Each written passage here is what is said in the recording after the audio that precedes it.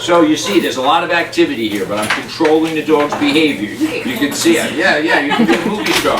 Yeah. So our environment is more chaotic than most home environments. But we manage the dog. We teach the dog what is right and what's wrong. People come and go. She's happy. Her tail is wagging. I'm going to slip this permanently collar on. You make a P and you slip it over the doggy's head like this. It slides right over. Now I remove the temporary one. And now good girl, Marley, good girl. So there's never tension on the leash. That's rule number one. Never tension. So for the last however long she's been here, we've never allowed to pull on the leash.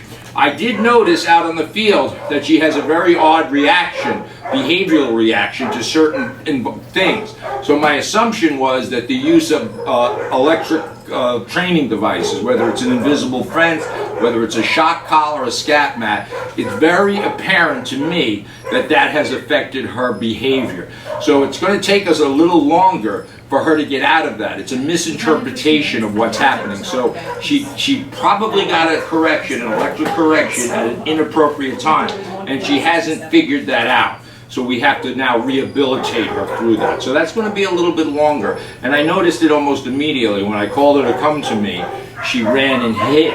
So it wasn't disobedience, it was actually fear. And sometimes she'd lay down. So I'm guessing that she was pushed through or walked through an invisible fence or some electrical device, and she misinterpreted that. So we're going to cut that. But so this is it. It's nice and relaxed. People coming and going. Come over here, little man. Christopher, come over. Come on, get over here. So we want to work. So children, this is a 10-year-old. Children are the #1 victims of dog bites. So if you want to get low, I want you to play with the dog. Get low. Get low. Get out of boy. And pet your hands. Clap your hands. Good. And then pet. This is how children get introduced to dogs. Not by jumping up and down. See how nice this is? He's loving. He's petting. The dog. This is very important. Then he loves. Very nice. So we use this kid from Central Casting. I rented him from, and we use him to interact with dogs. Now, if he stands up, go ahead, stand up, please. And then walk over here. Get low. Clap your hands. Then the dog comes to him, and he loves it. But we don't allow the dog to jump. Dogs never get praised unless they're 4 feet or on the ground. We don't want a dog, regardless of how friendly they are, to jump on children. Children are the #1 victims of injury, even if the dog just knocks them over. We're going to cut, and then we're going to go outside. Okay, so movement and sound is going to what triggers the dog's behavior. I'm going to step out with my left, make a noise, he comes. She. When I stop, she needs to sit. Marley. Sit. I step out with my right foot, I open the door. So everything is slowed down. Right foot dog stays, left foot, watch for my movement on my left foot. She comes. Alright, we're going out. Okay, so now we're outside with Marley. And there's a lot happening that she has to get used to. She needs to be socialized. So she doesn't know what a bus is, she doesn't know what a train is, she don't know what's happening in our environment. So that's taking us a particularly longer time than normal to get her to adapt to the environment. We have to teach her what the environment is. She can't figure this out. So, as I said, I'm going to walk with her. I'm going to step out my left, and she's going to walk with me, nice and relaxed. When she pulls, I correct. Good girl, Marley. Good girl. So this is a process. So if we look at it like this, Marley, sit. Sit. Good girl. So if we look at this as school for children, this is like 3rd or 4th grade, so we have to work through all this craziness that's in her head that she hasn't been really exposed to in her life. So we have to expose it to her, we have to be relaxed. We're going to go inside and talk about separation anxiety that the humans create. Period, end of story. Not that it's good or bad, very loving parents, but they create separation anxiety by over-nurturing the dog, over-loving and nurturing. Mixed messages. Okay, so now we went from outside, inside, inside, outside. Notice the dog is always under my control. There's always a leash and collar on. He's never left unsupervised. When you leave the home, you have to take a shower. The dog goes into his crate intermittently and randomly. Watch, it looks like this. Go place. Go place. Good dog. For that, the only time the dog gets a treat is when he goes in his crate. The separation anxiety occurs when you only put him away at certain times. When you're going to bed, when you're leaving the house, and you do a lot of talking to the dog. So we do this intermittently and randomly throughout the day. The only time he gets food, not at the table, not at the barbecue, is when he's in his crate. When I go to let him out, I open, but he needs permission to come out. And you see he's happy, right? Watch. Okay. Good doggy. Good. Good. And then he's allowed to move around. She. I keep getting in trouble. She. Good. So then, well, I pick up the leash. I'm just going to do this one more time. Good girl. Yeah. Good girl. Oh, please. And now obviously if we extend this over a period of time, she's going to do this all the time. When I close it, I'm not talking, we just leave. And we go about our business. There's no separation anxiety. Separation anxiety comes if she barks or cries. We always go back and ask her a question. She doesn't talk. So your energy just shifts. She'll eventually go to sleep. She can be there for, if I was leaving her unsupervised, I would take the leash off. But as long as her needs were met, pee, poop, everything, all her needs are met, she can stay in the crate 5, 6, 8, 10 hours, depending on your schedule.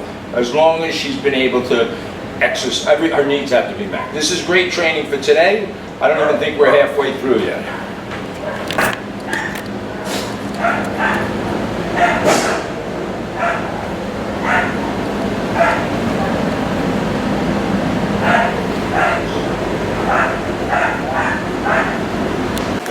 Hi, Mike Gould here, Mayor of Hounds Town USA, home to the happiest dogs on earth. Today's Marley's graduation day.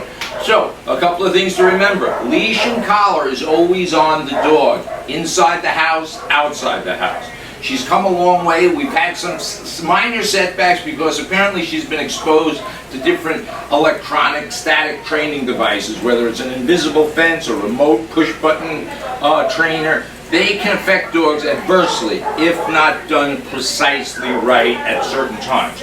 So we noticed that early on, and we've kind of worked through that. So she has a misunderstanding sometimes of her environment. So when I called her initially, she'd run and hide. So there's a difference between disobedience and fear. So we recognize fear. We treat fear completely different than disobedience. So leash is on. We're going to go for a walk. Notice that my body, I'm up here, my eyes are up here, and I'm relaxed. I'm heading towards the door. I'm going to step out with my left foot. She's coming. Good girl. I praise her. When I stop, she sits. I step out my right to open the door. I'm relaxed. 2 fingers.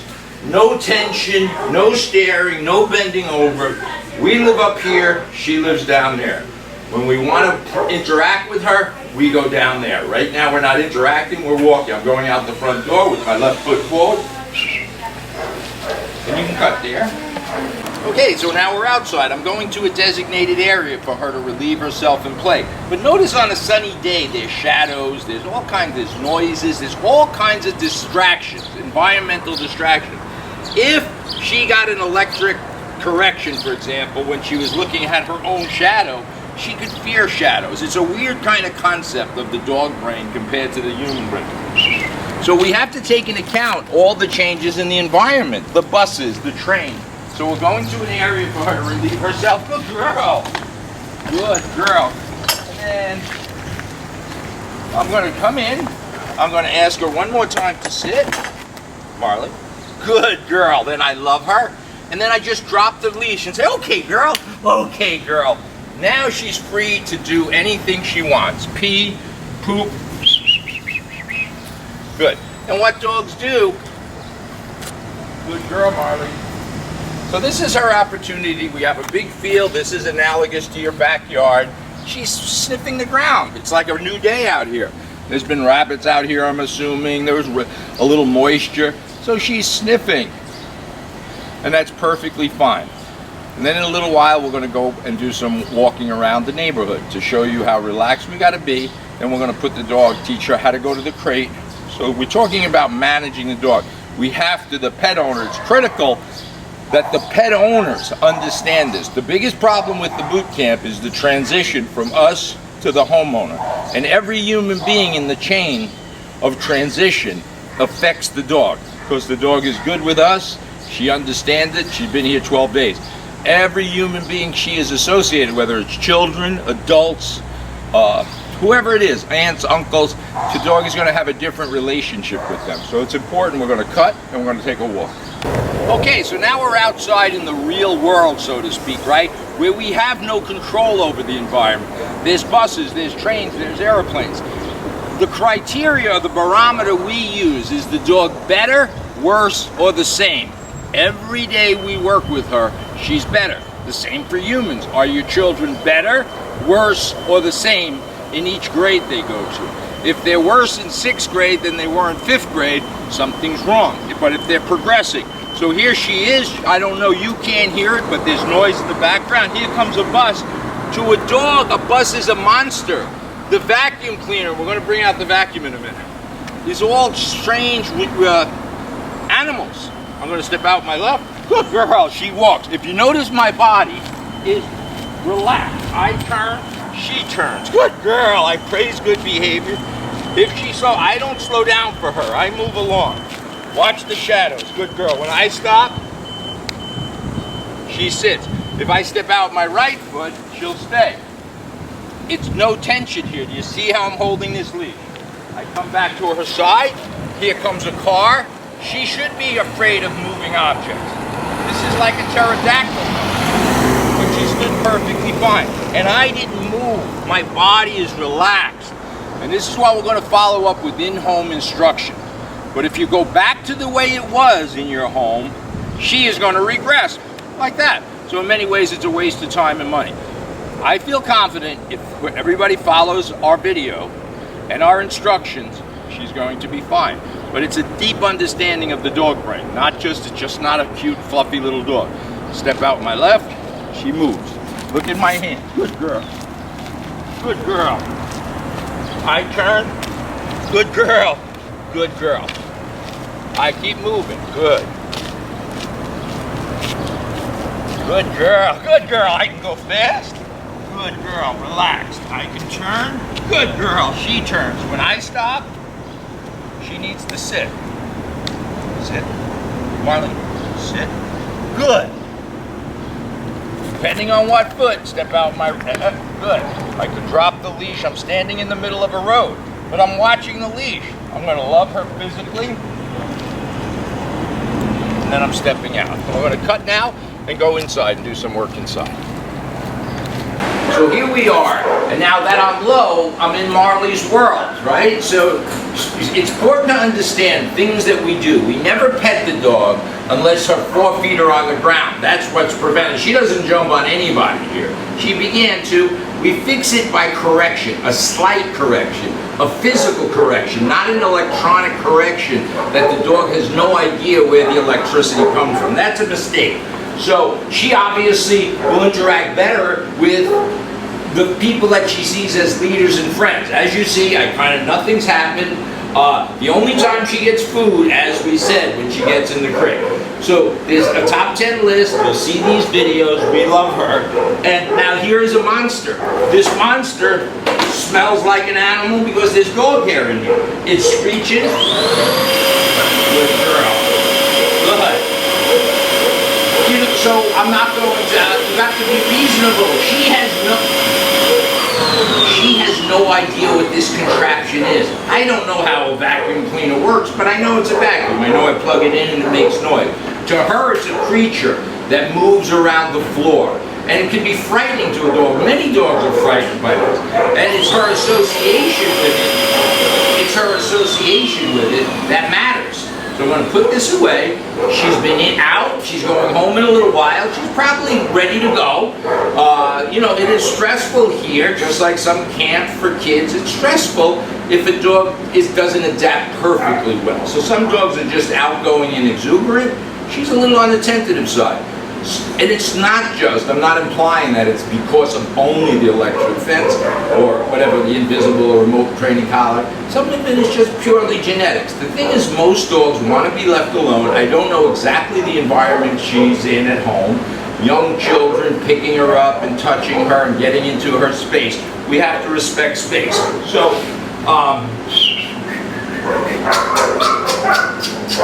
I gotta be down here when I interact. And then she dens with me, kind of like a wolf, right? I kind of look like a crazy wolf. And here she is. And she's done. She's had it. It's hot out today. Lowered air conditioning. We just came in from the hot sun. She's got a light coat that attracts heat more than a dark coat. So these things are things that we take into consideration. Sometimes the pet owners don't. Good girl. If I want her to go in her crate, I direct her. Go place. Place. She goes in. I shut it. I give her a treat, the only time, even meals. This is the only time since she's been in this facility that she gets food, when she goes in her crate. For the purposes of training, I'm going to leave the leash and collar on, but we're going to just walk away. This addresses the separation anxiety. We're going to disappear. We're not going to talk, we're not going to tell her we're going to Whole Foods, or we're not telling her anything. Okay, so now, separation anxiety. Separation anxiety is anxiety created mostly by human anxiety, ironically. So the dogs come into the equation without anxiety. So we've created it. So this is not, again, humans create anxiety for dogs. Dogs are social pack animals. So now she's in her crate, she's comfortable.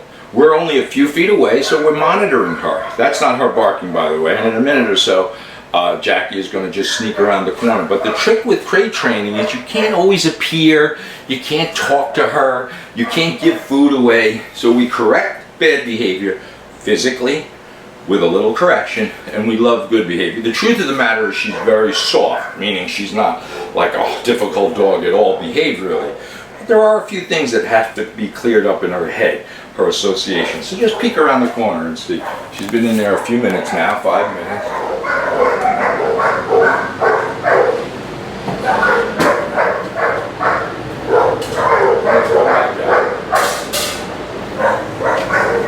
So she laid down. There's no barking, there's no stress, there's no anxiety. Remember, barking and whining, that is stress.